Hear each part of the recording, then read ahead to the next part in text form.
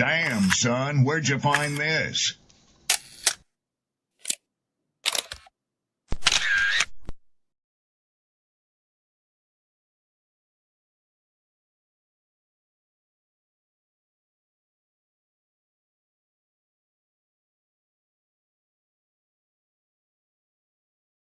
Who taught you to hate the texture of your hair?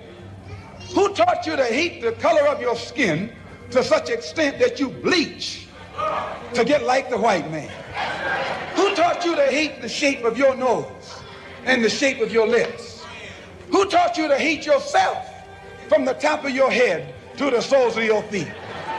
I love people as I meet them one by one. People are just wonderful as individuals. You see the whole... My great aspiration, my greatest ambition is to be so good. Now, in that way, I'm tiresome, as I suppose, to live with, because I want to be a fantastic human being. I am the greatest. We're not disputing that, Cassius, but how does Sonny Liston feel about it? He can't feel but one way, and that's take everything I say and like it. Because February the 25th, I'm going to take back my job. I'm the champ. He's no champ. He's a tramp. When you see men fall, don't laugh. Learn. Learn. Because you're on your way up. And the things that tempt people to fall, you and I are not free from that temptation.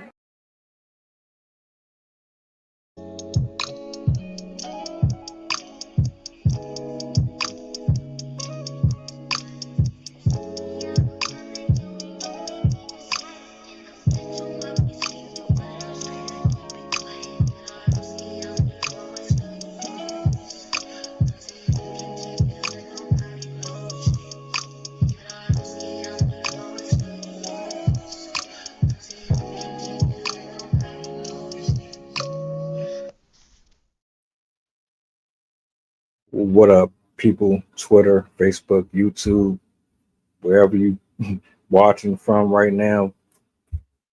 What's good? Good. How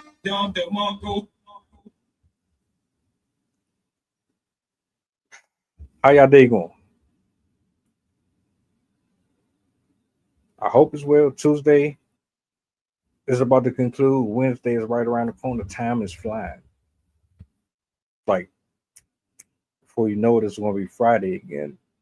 So I hope you're making your time count. Your investments.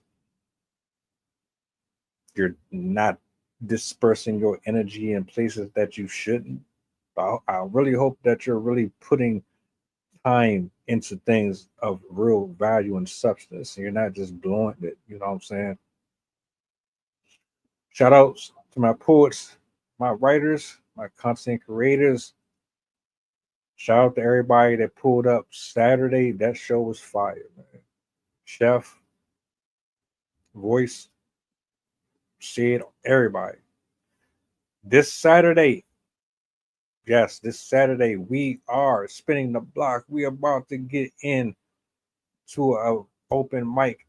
Hopefully everything runs smooth. Send your prayers up. Let the higher ups know we trying to get this done. We got a couple new faces. We got a familiar face. I'm excited. I got a good feeling that this is going to be another one of those shows, man. I can't wait till this weekend. So if you free around 2 p.m. Eastern Standard, make sure you lock in. Follow me on YouTube. Hit the bell so you don't miss the notifications. It's going down. I'm always in the lab here, man, and we got one for you. You already see the title. You know how Trump is. I know everybody got their own mixed reactions. We got to talk about it. I've been sitting on this one for a couple of days, and now we're here. How do y'all feel about Trump? Do you think he's doing a good job? Do you think he's doing a bad job? Is he controlled? Is he a pedo? Is he for Americans? Is he on some other shit? We're going to talk about all that. Because right now, what it's looking like, he sent in troops. He's literally trying to get homeless people out of the nation's capital. And he's putting National Guards on the street. I got a clip. I got two. I haven't decided on which one, but I think this one should suffice. It's going to pretty much cover everything that I would like it to cover.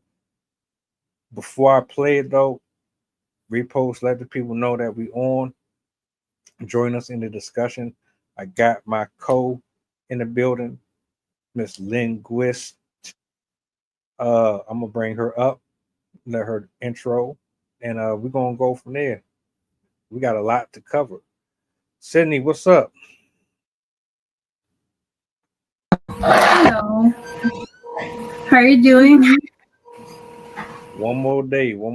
I'm glad to be here. How about you? Pretty good. Just chilling around the house today. I've been watching some stuff on the news about the topic, so I have some stuff to share. I'm definitely excited to talk about this because, man, I do not like that guy. I don't think a lot of people like that guy. We're gonna go there though. I'm gonna let this clip play. It's 5 minutes. I'm gonna let it rock all the way through, and we'll just go from there. Initial thoughts, whatever's on your heart. I mean, you might have came into the studio with something that you want to get off your chest, so it doesn't really make a difference where we start. But for the viewers, I just wanted to give y'all something to go off of before we get into this. So let's jump into the video. Announced today, the federal government is taking over operational control of the Washington, D.C. Metropolitan Police Department and deploying 800 National Guard troops to the city streets.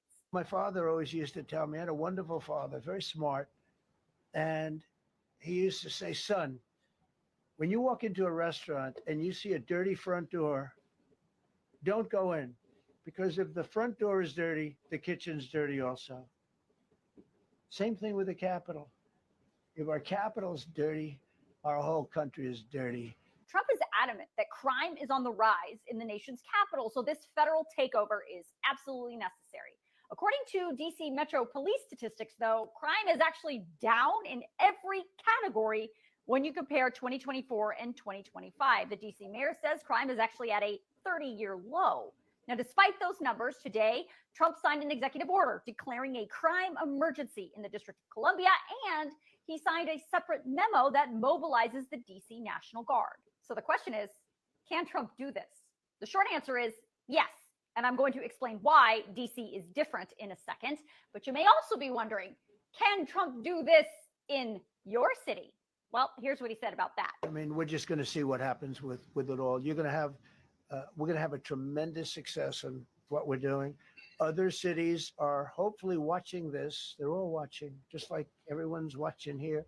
They're all watching, and maybe they'll clean up. But then I'm going to look at New York in a little while. Let's do this. Let's do this together. Let's see. It's going to go pretty quickly.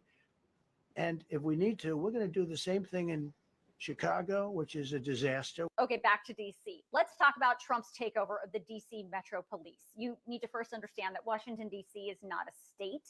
It's unique.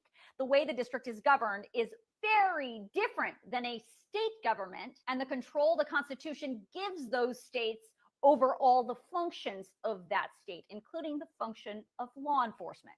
On top of that, there is a law on the books that actually gives the President of the United States the specific ability to seize control of Washington, D.C.'s police. It's called the Home Rule Act of 1973. That law does several things related to the federal government and its jurisdiction over the nation's capital. But because of the executive order Trump signed today declaring the crime emergency, he is invoking Section 740 of the Home Rule Act. That section says the president can take emergency control of the DC police, but only if he has determined that special conditions of an emergency nature exist, and this federal control cannot exceed 30 days unless the House and the Senate pass a law extending that control. DC Mayor Muriel Bowser says she's not surprised Trump is taking this extraordinary step. We are American citizens. Our families go to war. We pay taxes and we uphold the responsibilities of citizenship. And while this action today is unsettling and unprecedented, I can't say that given some of the rhetoric of the past, that we're totally surprised. I believe that the president's view of DC is shaped by his COVID era experience during his first term. So how will the Metro Police in DC operate differently under federal control versus how they've been operating under the control of the district? Well, Trump addressed that today and raised a few eyebrows. You tell them, you spit and we hit, and they can hit real hard. Police are standing, and they're told, don't do anything under any such, so this, and you can see they want to get at it. And they're standing there, and people are spitting in their face, and they're not allowed to do anything. But now they are allowed to do whatever the hell they want. As for the National Guard, Trump says he's already mobilized 800 Guard troops to the district and says more are on standby along with the U.S. military. Again, because D.C. is not a state, they have no control over the deployment of the D.C. National Guard. But the president absolutely does. At your direction this morning, we've mobilized the D.C. National Guard. It'll be operationalized by the Secretary of the Army, Dan Driscoll, through the D.C. Guard. You will see them flowing into the streets of Washington in the coming week. At your direction as well, sir, there are other units we are prepared to bring in. Two things come up here. First, we already saw Trump do this. He declared an emergency and deployed thousands of National Guard troops and a few hundred Marines to California a few months ago after massive protests broke out over his ICE raids and immigration enforcement efforts. Trump did that against the wishes of the state's governor. Governor Newsom sued, saying Trump overstepped his authority. Newsom said there was no emergency and the state did not want those Guard troops on the streets of LA. Coincidentally, that case is actually being heard in federal court today. The other thing this new DC Guard mobilization brings up is Trump's lack of response in Washington, D.C. during the events of January 6, 2021. At that time, Trump said repeatedly that it was Speaker Nancy Pelosi who had to request the National Guard to assist with the riot that was happening at the Capitol, suggesting that his hands were tied in that moment. Now, compare that to today. No local lawmaker, including the mayor of D.C., have asked for the National Guard to be deployed because of this so-called crime emergency. But despite that, Trump says he absolutely has the power to deploy the National Guard all on his own. President Trump announced today the federal government is taking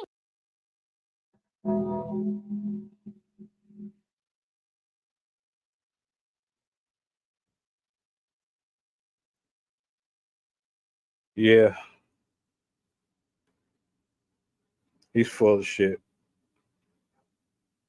I don't know if you also heard this morning. It happened over the last couple of days. He accidentally deleted the 3/5 compromise and stuff about slavery from the Constitution because of a glitch. Come on. Mm-hmm. Come on. Look, man. I'm gonna tell you because I'm here. There's no rioting. There's no houses being burned down. There's no bombs being dropped. The crime, it still exists. It's not what he's trying to make it. He has another agenda. And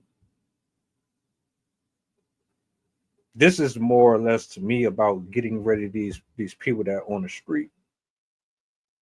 That's really what this is.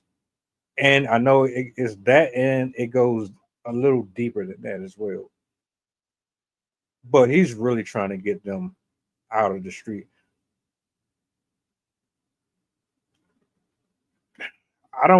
Where are they going? Jail. That's where they want to send them. They said if they don't get their act together, they're going to send them to the prisons. And that's half the reason why they want to open so many different, I'm going to call them concentration camps. They want anybody that's not an American citizen, anybody that's not sane by their definition, anybody who is homeless, anybody who relies on the government for support. They don't want to do any of that. They want honestly, they really want the wealthiest to be able to fend for themselves, to have the resources they want, to do what they want, because, oh, well, they're the ones with the resources. They're the ones that run the companies and help the economy and whatever. So we need to be supporting these millionaires and billionaires because they're the ones that support the government. Not the people that, we're a democracy. It's supposed to be by the people, but we don't make enough money to have that kind of power. Yet still, we're the ones that's doing the hard labor and producing and putting things on the conveyor belt from sun up to sundown. You're getting rid of the minorities. You expected us to take over those jobs, but you don't understand that you're not even giving the jobs to the people who need the job. Folks that are clean and fresh cut can barely get a job. So I know damn well the folks that's on the street are having an extra hard time. I really think this is just bull. Like she had said, he had an opportunity, and I'm staying on this. He had an opportunity to bring the National Guard in a while back, but he didn't do it. He's trying to hold on to this excuse that he didn't, his hands were tied. Your hands weren't tied. You didn't want no part of that. I honestly think that Trump and all of his friends they're kind of leading us on almost, because I think they're trying to instigate us. I really think that they are trying to get us angry enough about what they say. That way we will collectively rise against them, because then as soon as we rise up against them, they'll be able to declare martial law and take all of the authority for themselves. That's honestly what I think they're trying to do by the way they're going back and forth. Like, we see this with Trump in so many different things where he's like, oh, I'm gonna help support them. No, I'm not gonna support them. Oh, we're gonna go in and do this. No, we're not gonna do that. Like, he's doing it with the tariffs. He's doing it with immigration. He's doing it with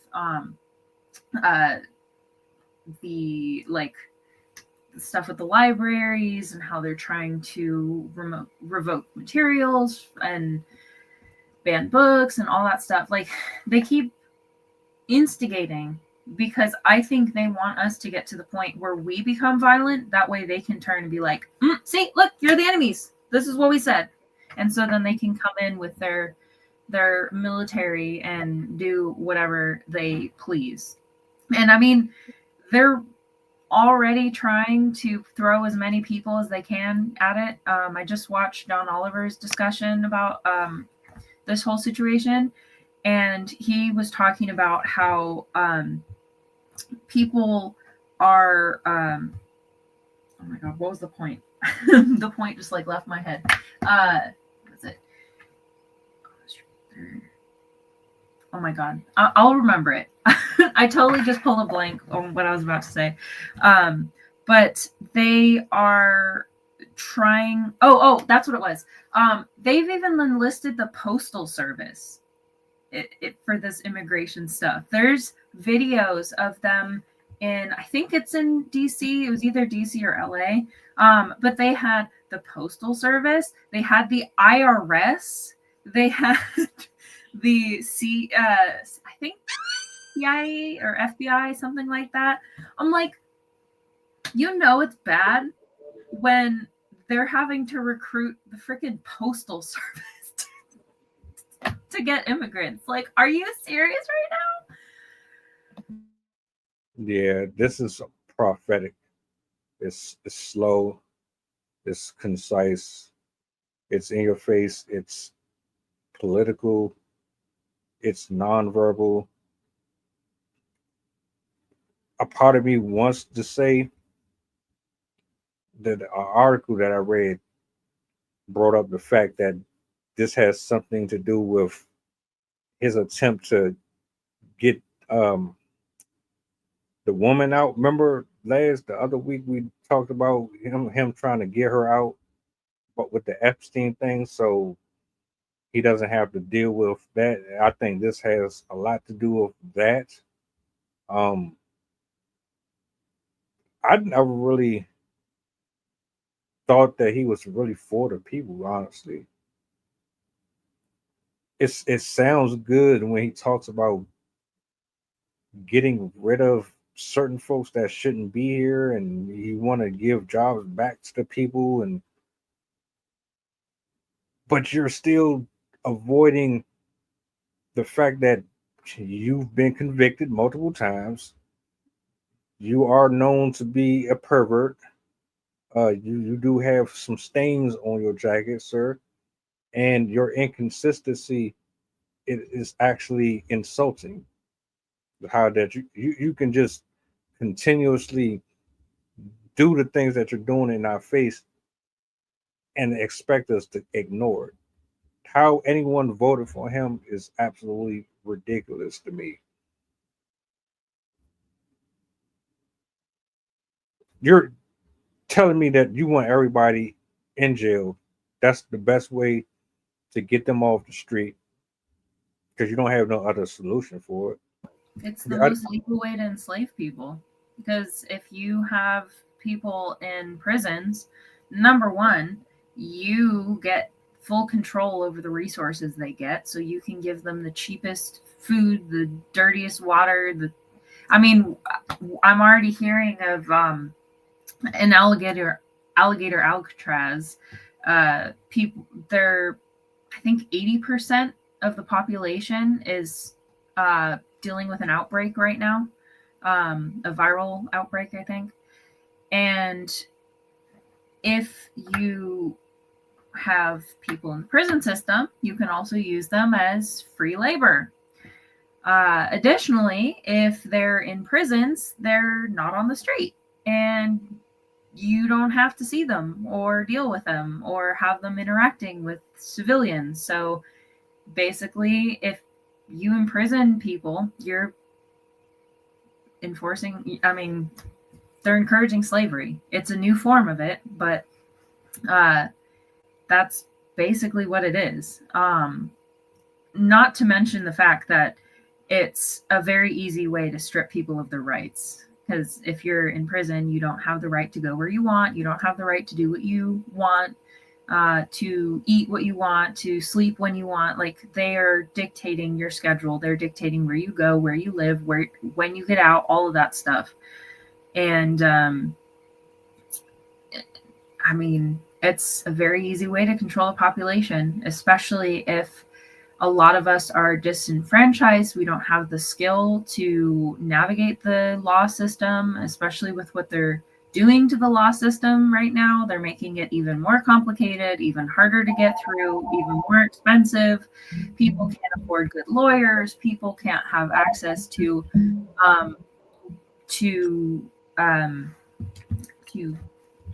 legal and respectful court systems.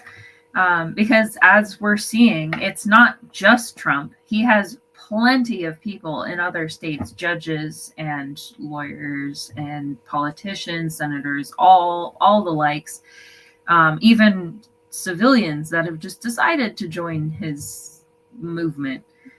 But he has people all over the place that he can utilize to take advantage of other people. And we are kind of in the midst of seeing that start happening. It like I always like to say in the previous the previous 4 years that he was running, it very, very much reminds me of what happened with Hitler. When Hitler came to power, he came in for his first term, and right off the bat, he tried to start with all the stuff that we know he's famous for, all of his hatred, and it didn't fly. The German people were not down for that. This was in the 20s, late 20s. They were really struggling with their Great Depression at the time, and they were not interested in participating in that form of hatred. And so he had to backpedal.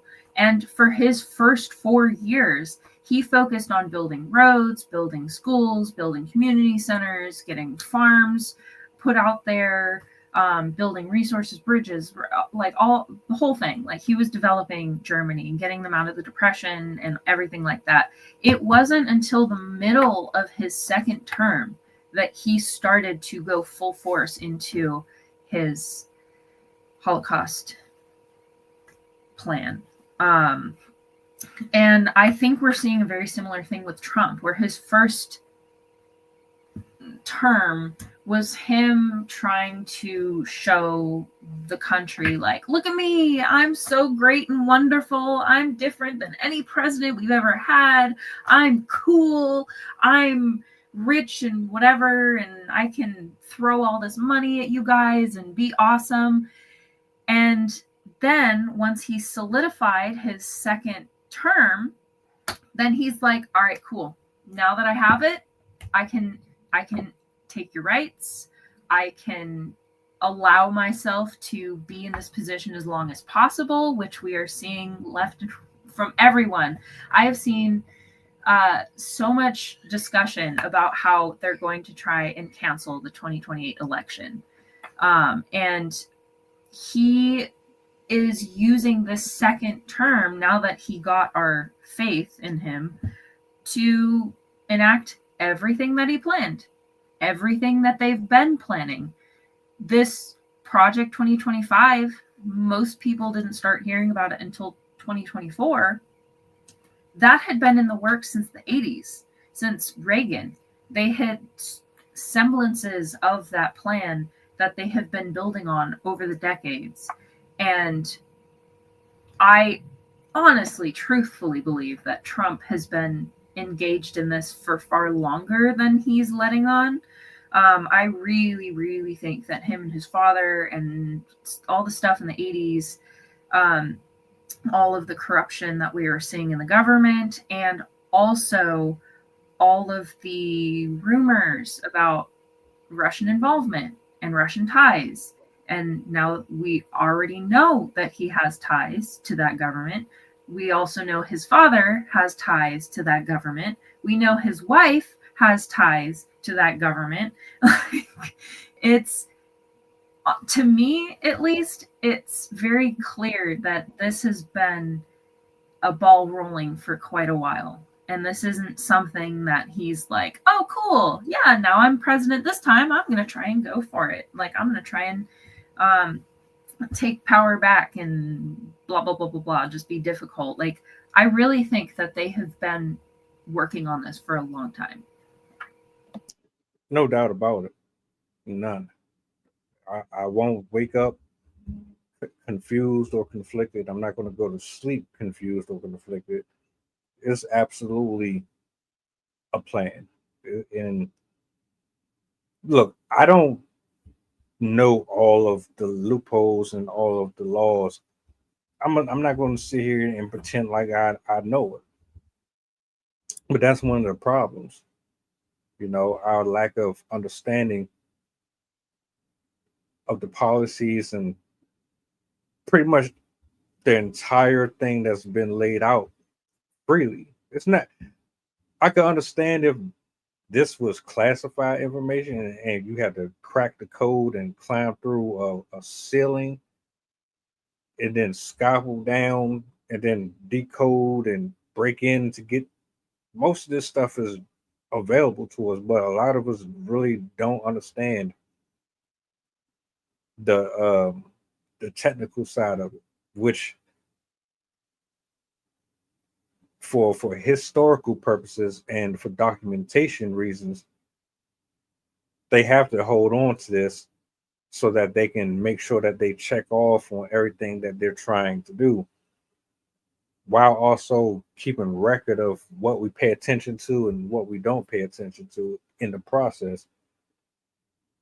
Look, this is what we're going to do. We're going to test this out, and we're going to see how the people respond to it. And then depending on how much pushback we get, will determine if this is going to work or not. Oh, they caught on to this? All right, we're going to have to switch it up and then go to this. Oh, they ain't catch that. All right, cool. And like you said, this has been going on since forever, for real. So right now, to me, it's making itself more assertive. It's being handled. It's like the first time he had a test run, and he was like, "Oh, okay, so all right, I know what to deal with coming into this again." And then I want to say a lot of this was staged, but that's the conspiracy in me. That's one of my jokes that I say to people is, at this point, with the way things are going, I would be less surprised if we got to 2028 and they were like, so guys, I just want to let you know, this whole time was actually a reality TV show. This was just undercover boss. And he, this whole time, was pretending to be president just for his TV show, just for, his whole show empire, whatever. So we're just going to go back to the normal democracy and just switch back over, and we're just going to have a normal president, normal election. Like, I would be less surprised if that happened than I would be if they just were like, yeah, we're not going to have elections anymore. We're just going to have him and whoever else is his friend run this country. Like, that's truthfully why I think he picked JD Vance this time around, because very clearly he was not happy with the fact that his vice president didn't go along with his plan, his insurrection plan, the first time around. So the second time around, he's like, all right, I got to get myself somebody that's a super pushover. I need somebody who can be run over and ignored. And I mean, just seeing the way JD Vance even interacts, I question his political skill at all. Like, he really seems like they just plucked a college student intern and was like, all right, here you go. You're just going to be a placeholder. That's really what he feels like. And they really do not talk about him at all either. Like, when I see the news, they talk about what's her name? Not Kayleigh McEnany, the blonde lady. It's like 25. What's her name? Is it?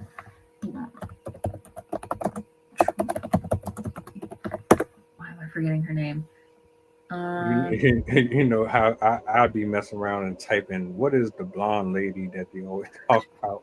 They're all blonde. Like, all of his ladies are like K names, blonde ladies. Like, oh God, what is her? Why am I forgetting her name? Secretary of Defense.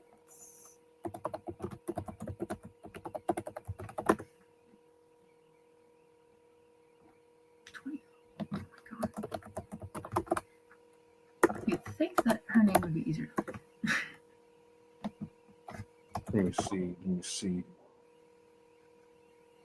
While she's doing that, I want to shout out to people. Appreciate y'all for pulling up, man. Donald Trump is a piece of I'm gonna try to reserve my words a little bit because I don't want them coming from me. At this point, he's probably watching everybody. Nah, I really don't care. This man, I don't know how he managed to get a second term. I'm really confused by that. I thought we had. Sorry, Caroline Levitt, that lady. Still sound like a basic name. Yeah, she's the secretary of press secretary. That's what she is. She's the press secretary. But she is this. She's 25. She's married to a 56-year-old man. They got together when she was like 22 or 23, something like that. But he has her. He has what's her face from Alaska that shot her dog. And then she has, I think it was Kayleigh McEnany is the one that like has all sorts of like conspiracy theories. I'm like, he has just picked the, I hate to say it, like blonde nipples. They're so dumb. I don't understand how you can be this not there and people still like support you. Like I don't understand Trumpers. I really, really do not understand people that support him and that can look at him in the face and look at all of his people all the people that he chose to run the country with him, and they could be like, "Oh yeah, he totally makes sense. He totally cares about us. What? He loves this country." Yeah. Well, shit. Well, people pay for OnlyFans every month, and they listen to Cardi B. They got all types of trends. You got all types of people that folks idolize and worship. This ain't no different.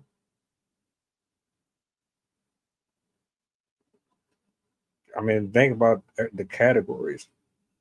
You got folks that gravitate towards liars. You got folks that gravitate towards cheaters. They don't even think they're cheaters. They just think they're living their best life. You got people who prophecy, who play around with crystals. You got folks that do tarot readings. There's something for everybody.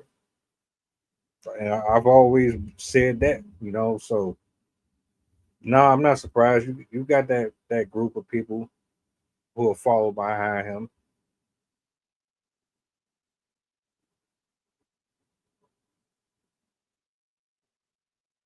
Now,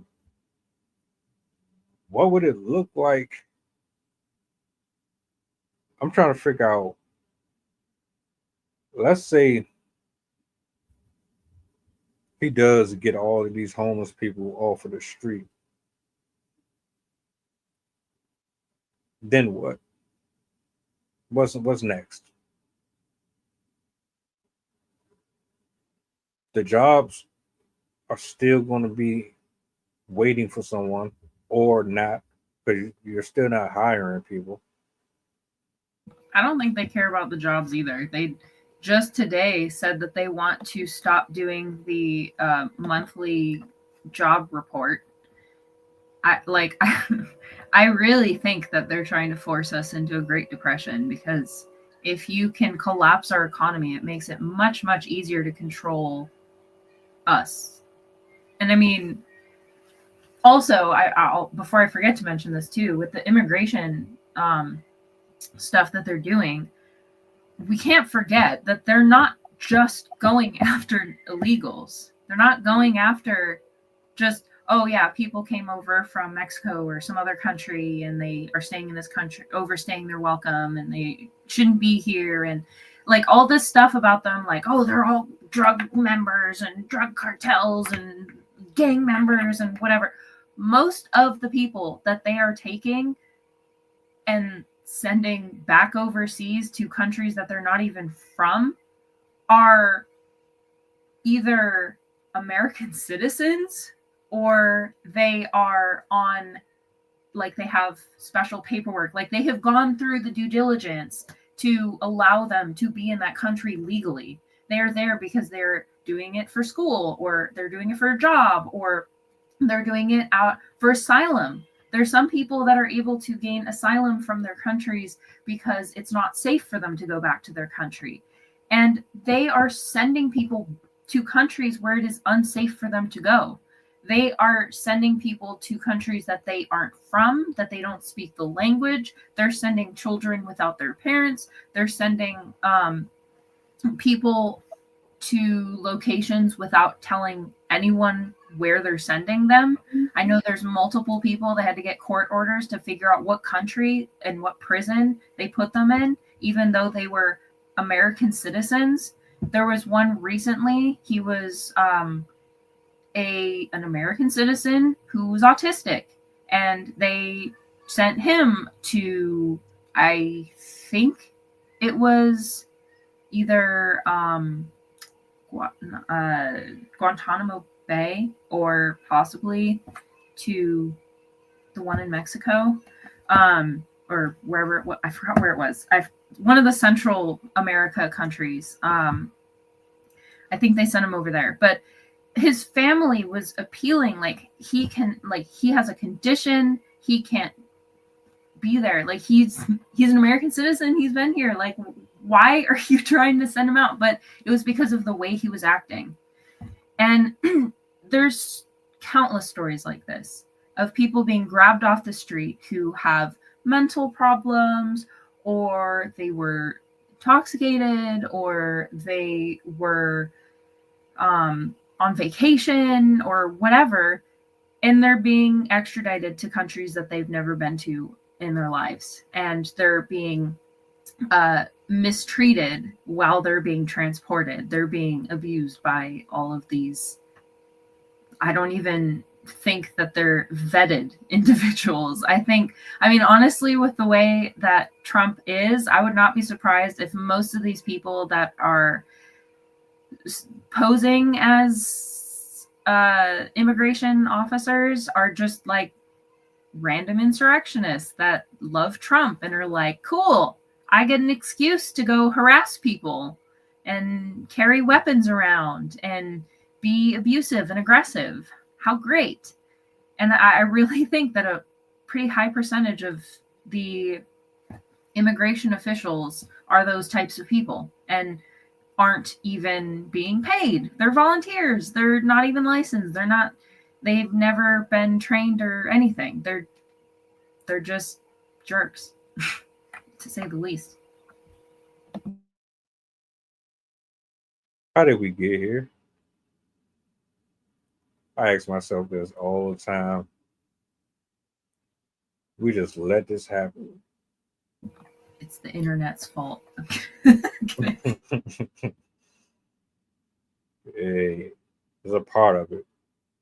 It ain't all of it, but it's a part of it. As long as I've been here. I heard somebody saying earlier that the way the law looks right now is very, very similar in the infighting and all of that stuff. What's happening with the laws is basically the same thing that was happening before the Civil War. So it's especially with the redistricting, the movements to like arrest governors and senators just because they are supporting certain policies, like all of that type of stuff, the law rearrangement, the muting of history, all of the stuff that we're seeing today is what happened in the 1860s, 1850s, 1860s. They're also shuffling people's rights in a similar way that they did when they were trying to fight the freeing the slave movement. And I know that they've also talked about invoking some of the same laws as well. I know Trump keeps throwing out that 60, 70 something. I think it's something along the lines of if we uprise, then they can basically take control of the government for themselves, and like the police, basically make the police force the acting governmental army, essentially. And I know I've heard him floating that that particular law. But I know he's getting a lot of pushback from Democrats, and they're not allowing him to take that step. But it's been a fight for the past couple months. I know.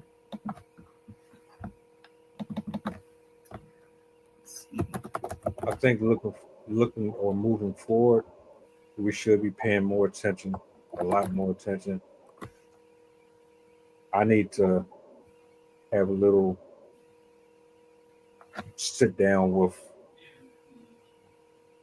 more individuals that are near to me that have detailed information on what's happening, and then on top of that, I need to watch more of these reports and these discussions that they have. Every time I get on YouTube, there's always something going on with Trump. I just kind of browse and breeze by it. I don't pay no mind. And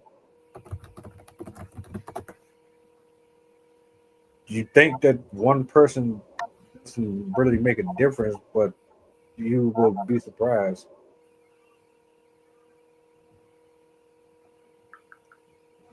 What's even worse is you know that this was coming, and you still just kind of sat back and watched everything start to unfurl.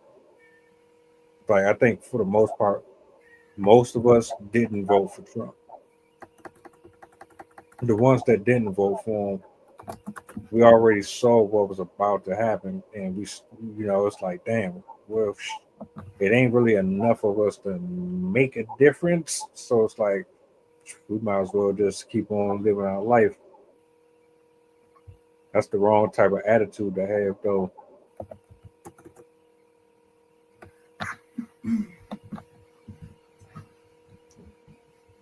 I wonder what would it take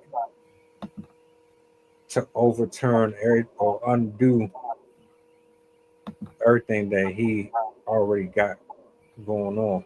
Like,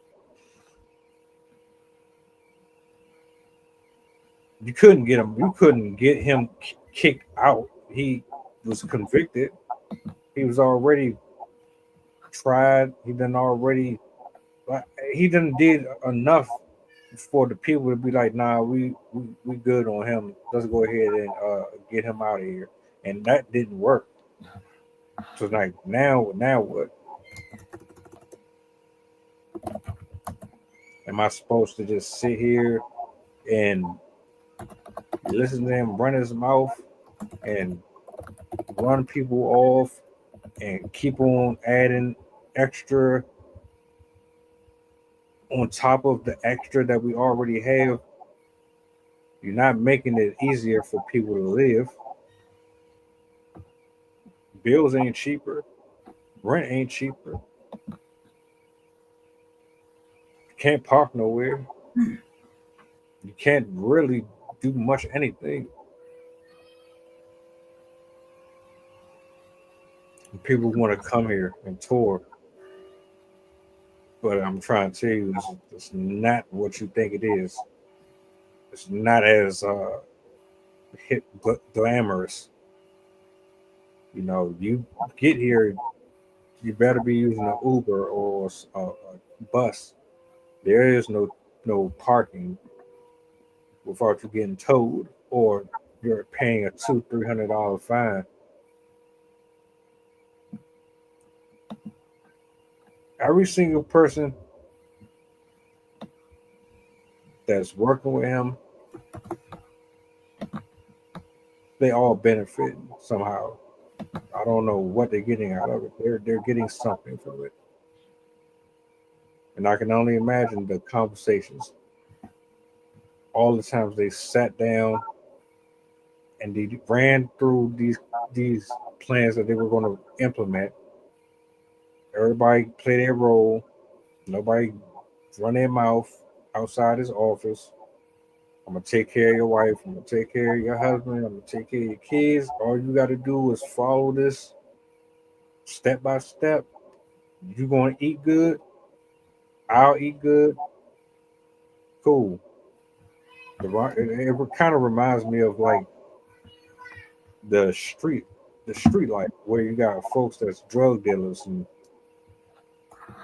they got their plugs and their connects and they make deals with them to distribute through the city, and they have their own politics and how they keep people at bay, and they don't have folks telling them and going to the police, and like they have their own world and their own system. It's like a more, what's the word? A more modern version of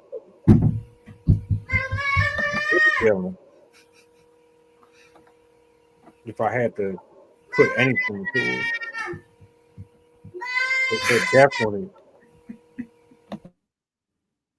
it definitely has to be something like that, because you look at every single position, every job that you've ever been on, from working at Safeway to working at a gas station, working on the oil rig. Everybody has their own policies, their own politics, their own way of running things. Everybody has their own system. Someone's greedy. Someone wants to keep power. Someone wants to maintain control. Someone is always trying to get over on the next person. And you have folks that follow suit. Soldiers, generals, etc., etc. The White House is no different. It's messed up, though. It really is. I wish there was like a easy fix and we could kind of just reverse it.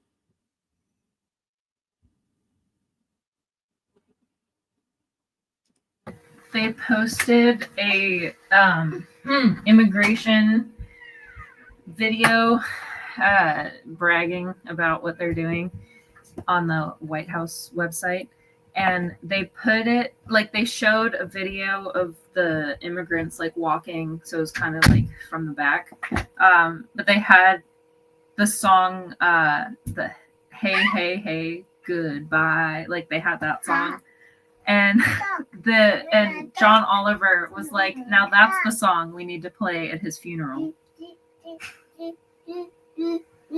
That's cold. That's cold. Yo, we got to be the most, as smart as we are, as intelligent as we are, we still can't seem to figure it out.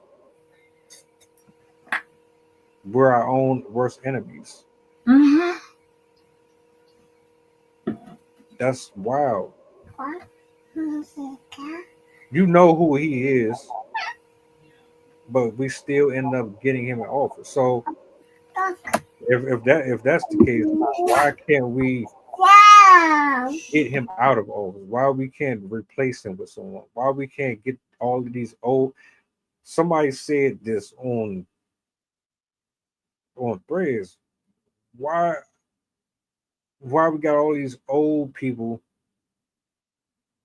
looking over us and maintaining our infrastructure? Money.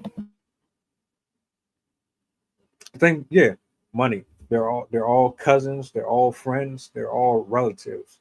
Everybody is That's like a generational circle. They kept it in the family. A lot of them like went to schools together. Okay, no, I'm not gonna do that.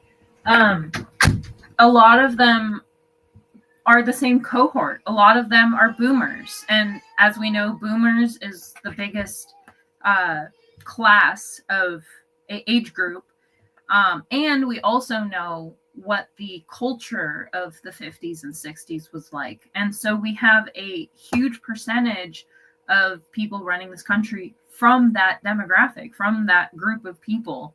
And they also are the wealthiest. They also own the most businesses. They also have the most experience.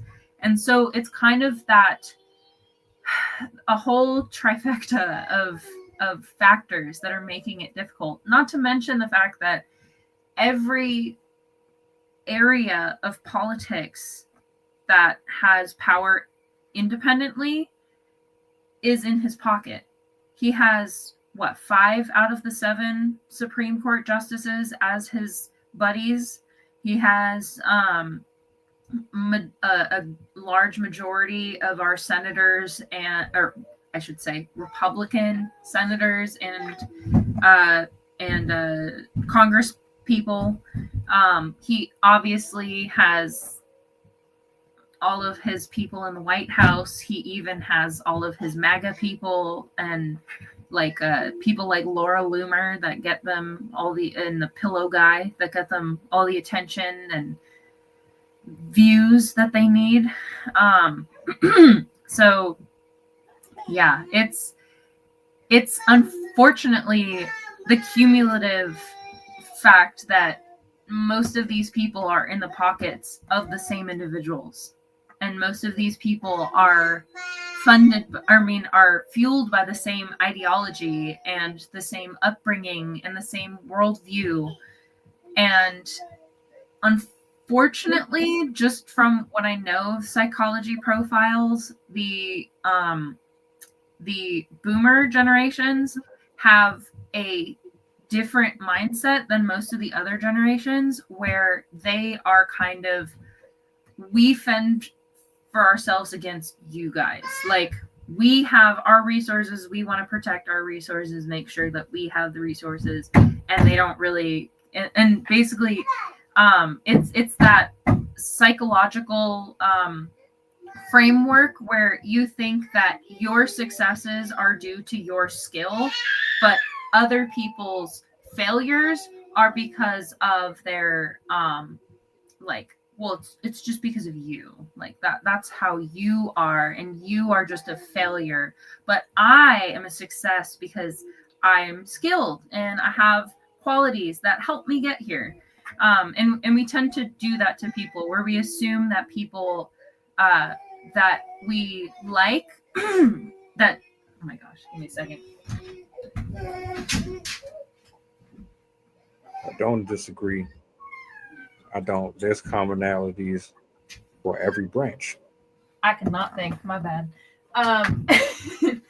They have a lot of the laws favor boomers, but also their camaraderie. Like, the boomers are going to kind of lump up with the boomers, and they're all going to be protecting themselves and their kids. They're not going to want to stand up for other generations that are distinct from them. So I know that boomers do not like Gen Zers because they see them as the lazy ones and they don't care and blah, blah, blah, blah, blah. Even though Gen Zs, they're the ones that are basically in our shoes, where we're looking at the way the world is like, guys, what is happening? What are we doing? Like, we don't care about each other. We don't care about the environment. We don't care about our mental health. We're just going to like destroy what we built after all these years. Like, no wonder why Gen Z doesn't want to participate in the workforce and in the political system and just in society in general, because it's miserable. Like, people don't want to see that. You feel like it's depressing. It's just depressing. Like, the thought that your vote in a couple of years could mean nothing. The fact that if I change my last name, I could lose my right to vote because I'm a woman. So now you want to change it, so I have to vote under my husband's vote. And you count a family as a single vote. or you're going to destroy our economy, and so we're not going to be able to afford food or clothing or schooling or healthcare, or like they have set the system up to enrich the top. And now we are seeing the shift where they have these they had all of these things set up in the written law, and like they've been working on increasing the transfer of wealth essentially, but now I think especially now with Trump and his determination that he owns this entire country, now they're basically like, all right, cool, we can proceed. And now they're actively transferring the wealth. Before it was just kind of like a passive thing, but it's active now. They're now shifting rights over to the richest cohorts. And I honestly think that this is why I was saying that I think that this has been a plan, because Reagan started this in the 50s and 60s. The tax rate was extremely favorable for families and low income earners, and it heavily pulled from the wealthy class to support all of these systems. And it was very much based on percentage of income rather than tax breaks and all that stuff. But ever since Reagan went into office, that is when it switched, where the heaviest taxes went to the families. So once they were able to start siphoning more money away from us, that's when they were able to start enriching the wealthy with the laws. So now all those laws are in place. And so now they're basically just going to steal all of the wealth that is available in this country for themselves, away from us. And hence the Great Depression 2.0 that we're in the middle of, that they're lying about and not telling us the actual severity of.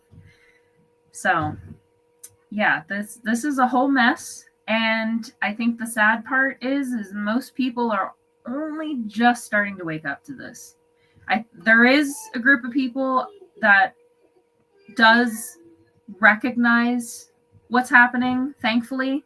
A lot of those are Democrats, but yeah, the rest of the independent voters, the ones that chose not to vote, that chose not to participate, as well as the Republicans that aren't really Trumpers, they just really weren't paying attention and were just kind of like, oh, I don't like immigrants, so I'm just going to vote for Trump. Those are the people that are waking up now and realizing how big of a mistake they made. That's where we're at. That's the reality that we face.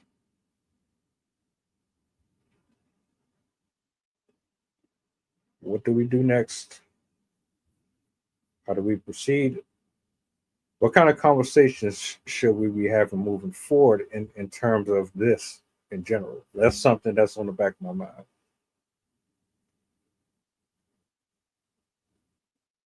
I already felt bad that they were giving billions of dollars to other countries when they could have been putting it right here.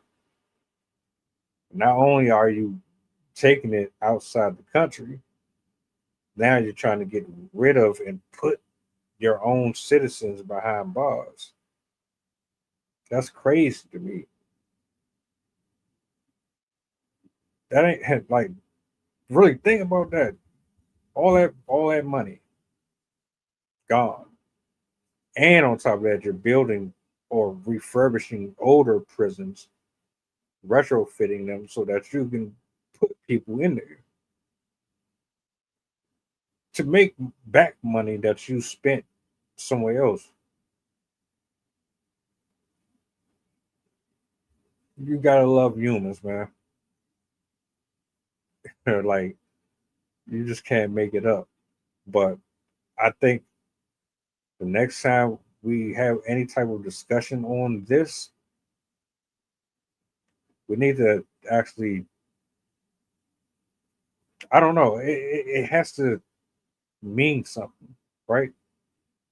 Like, this is important, but it's like, all right, well, how do we get more people to care about it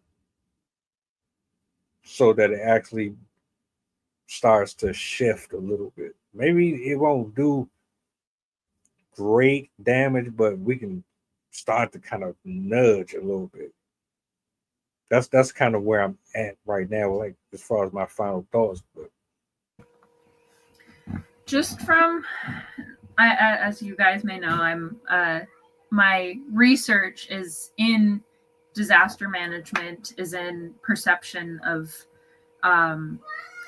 I focus on disasters, but I also do look into economic disasters as well, because they very much impact mental health and have a similar kind of elicitation of response as natural disasters. Like, it's a similar fear of people's.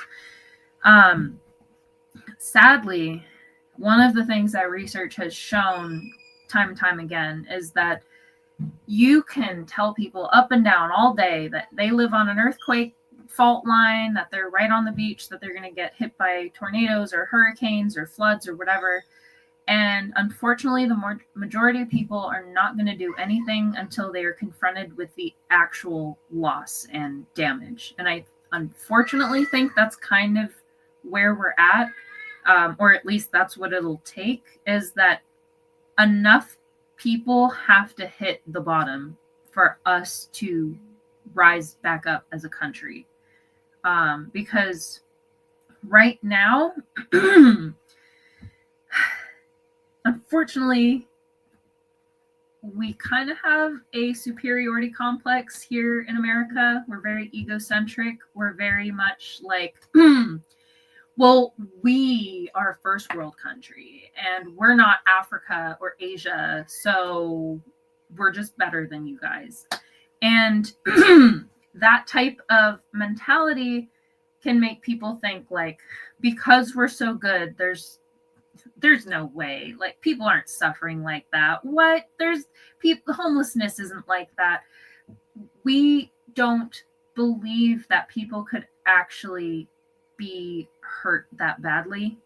And I think we're in denial that we could revert back to a third world country. And it is probably going to take something large and widespread for people to start reflecting and recognizing the amount of damage that has been done already. Because part of it is there needs to be a switch in people's brains. For people to go from ignorance to action, they have to make a connection to their own lives. They have to see that impending thing and see how it will affect themselves. They have to not want that to affect them, and so then they're willing to take those actions. For example, like earthquakes. If you know that your house could fall down, you find out that there's a fault line right behind your house. Once you learn that, you're more likely to be like, all right, I'm going to put my shelves onto the wall, like hook them onto the wall, and I'm going to make sure that I don't put my glass up high so it can fall. And you're going to have that knowledge in your head that's always going to be reminding you, like, oh, if there's an earthquake, I don't want that to fall. And so we kind of have to get to that point where it's a everyday thought that, oh, we really have to start fighting back. We really have to we have to take to the streets. We have to go vote. I have to go to my courthouse. I have to go to my senator. I have to go to my congressperson. I have to go march on Washington. We have to get to the point where a high percentage of people don't want to work. They don't want to go to school. They don't want to sit around their house because they need to make it known that they are not happy. That's what we saw in the 60s, especially Martin Luther King, Malcolm X, all of those movements. People had enough. They were seeing people get attacked on the streets. They were seeing their neighbors getting killed. They were seeing people get gassed, get tased, or I don't know if they had tasers back then, but all of the stuff that they do to people back then. And enough individuals said, I am not okay with watching my fellow Americans get treated like that. We need to change. We need these laws to change. We need them to go. And I think that's kind of what we need now, is that enough people need to kind of wake up and recognize that action is essential and is the only way to go at this point.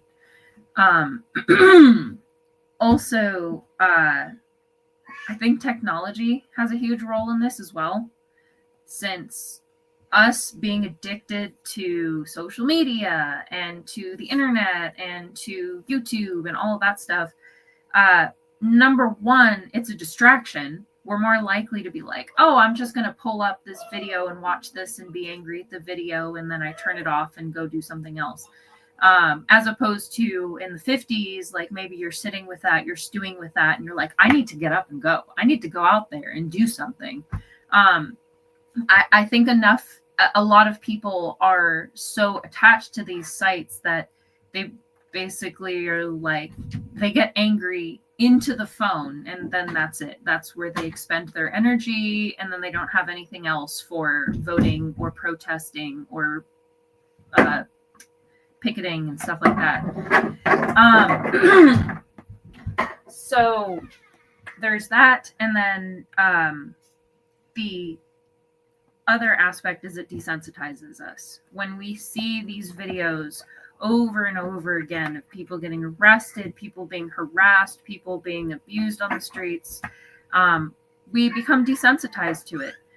The people that tune it out and don't engage as much, eventually they're just going to start ignoring it. They're going to pretend that it's not happening. Oh, it doesn't affect me, so I don't have to think about it. Oh, it's them. It's a them problem. So I think a lot of it has to do with our psychology, but also a lot of it has to do with the addictions, the distractions that we have in our society as well.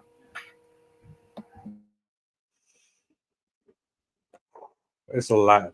It's a lot. Damn, man. I feel like I'm just years and years and years behind. I should have paid attention in history. 2025 itself has felt like 5 years on its own. For real.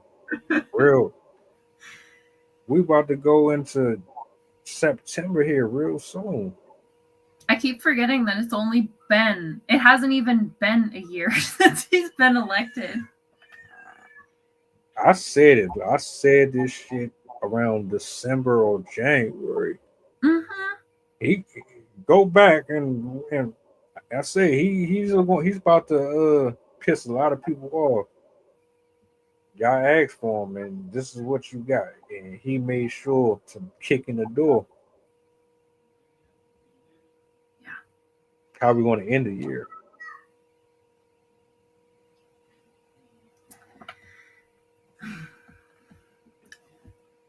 Thank you for pulling up. You know, this was a good one. Yeah, I was excited about this topic. The immigration stuff has been bothering me quite substantially, just because obviously the fact that we're deporting American citizens, stupid. But the homelessness aspect, that's too much for me. The homeless population to me is a soft spot. Ever since I was a kid, I've always had this sensitivity for people that are homeless, because one, there's such a disenfranchised community. Like, as soon as somebody hears that you're homeless, most people are like, I don't want you in my life. If you're homeless, there's something wrong with you. I don't want to talk to you. I don't want you around me. I don't want you around my kids. Like, people think that homeless people are dangerous and scary and disgusting and whatever. And most of them are just struggling. Most of them have a mental illness. Maybe they had a financial issue. Maybe they had even a legal issue. There's all kinds of reasons people could end up homeless. And so I've always had a very soft spot for the homeless population. And if I ever saw somebody on the street, I'd always want to help them out, whether it's buying them food or getting them supplies or something that they might need to ease whatever they're going through. And so when I hear that our government is purposely going after them and is going after them in a way that completely removes their sense of humanity and doesn't offer any services in exchange, is so mind-blowing, so distressing. I feel like we're in a third world country at this point, and this is the type of stuff that does scare me. This is the type of stuff that makes me wonder, how far is this going to go? Are we, like, my worst case scenario is that we're going to end up being another North Korea. We have the perfect shape of country for that, because we can just have the borders on those sides, and then we have the ocean, so we can't escape. And I'm afraid that they're trying to do something like that, where it's going to be the wealthy and the government that owns everything, and then everyone else is just barely making it. And it's stuff like this, removing homeless off the street, putting them in prisons, that makes me wonder if that's a reality, if that's possible. So I am glad that it's getting a lot of attention right now. I'm very glad that there's a lot of people that are unhappy about this, because it gives me hope that we won't let it get as far as it can. But it does scare me. It is pretty scary. I'm gonna pray on it, and moving forward, I'm gonna do my best to add more of these type of conversations to the show. You know,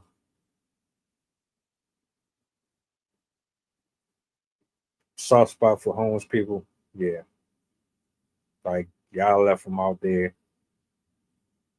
40, 50 years anyway. So I already knew you didn't give a shit about them then.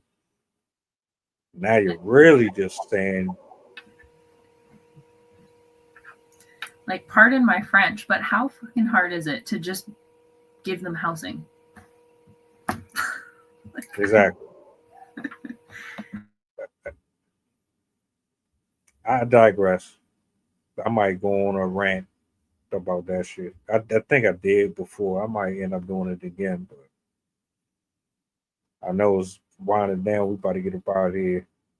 I know what you wanted to talk about tomorrow, so if you can find me like a nice little image or something that I can use, I'll add it on it. Okay. I got you though. You enjoy the rest of your night. To the people, enjoy the rest of your night. We just actually hit the 600 mark. The 600 mark. Shout outs. Appreciate y'all, man. For the folks that tapped in, man, much love. We about to get anybody going through this, anybody American or not, I pray for you guys. 100%. We'll be back tomorrow. You'll see me tomorrow morning. Drive safe. Sleep well. Try not to stay up too late. And if you do decide to stay up a little later, make sure you pull up over to the channel and check out some of these videos I got. You know what I'm saying? And also watch John Oliver. Yes. Sensational. Oh, and by the way, what's the goddamn one? y'all take it easy, man. I'll see y'all tomorrow, Lord willing. Night, guys.